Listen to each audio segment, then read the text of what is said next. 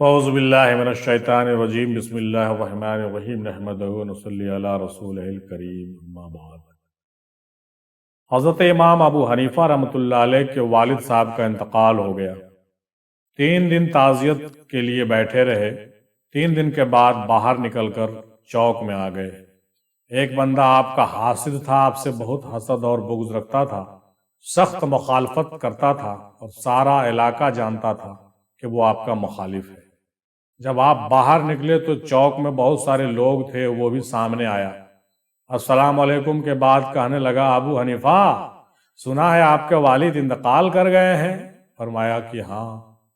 کہنے لگا کہ اپنی ماں کا نکاح میرے ساتھ کر دو، اپنی ماں کا نکاح میرے ساتھ کر دو۔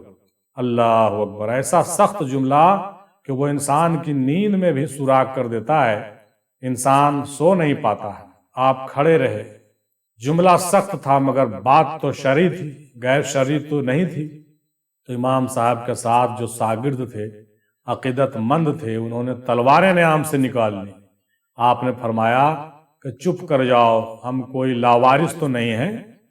حضرت امام ابو حنیفہ رحمۃ اللہ علیہ نے ساری ہمت سمیٹی، آنکھ میں آنسو جو چمکے تھے ان کو بھی دامن میں سمیٹ لیا، ہمت جمع کر کے کہنے لگے، میاں تم نے کہا ہے میں اپنی ماں کا نکاح تیرے ساتھ کر دوں، تو عدت گزر لینے دو، تیرا نام لے کے اماں سے بات کروں گا، اگر وہ تیرے ساتھ نکاح کرنا چاہے تو مجھے اعتراض کوئی نہیں۔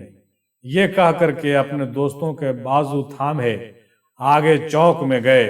وہ بندہ دھڑام سے زمین پر گرا اور روح پرواز کر گئی۔ لوگ کہنے لگے کہ حضور اسے کیا ہوا؟ آپ نے فرمایا اس نے سمجھا تھا کہ میں لاوارث ہوں، اسے کچھ بھی نہیں ہوا۔ ابو حنیفہ کے صبر نے اس کی جان لے لی ہے۔ کئی دفعہ لوگ بڑے سخت جملے کہہ دیتے ہیں، بڑی تکلیف ہوتی ہے۔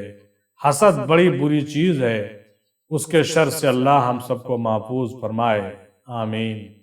امام اعظم ابو حنیفہ کی سیرت و تاریخ، صفحہ نمبر 125۔ وما علینا الا البلاغ۔